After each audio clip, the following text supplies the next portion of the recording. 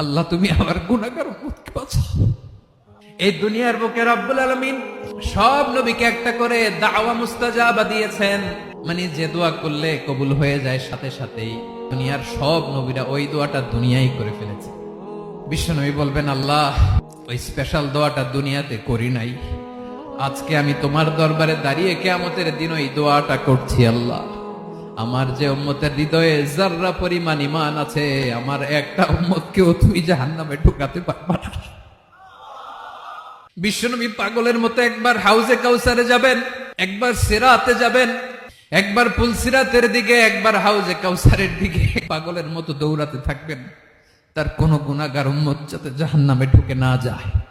উম্মতি বিশ্বনবী আমার জন্য কাঁদবেন, আপনার জন্য কাঁদবেন, আমাদের জন্য সেদিন কেঁদে কেঁদে জাহান্নামের দরজায় দাঁড়িয়ে আমাদেরকে টেনে টেনে জান্নাতে ঢুকাবেন।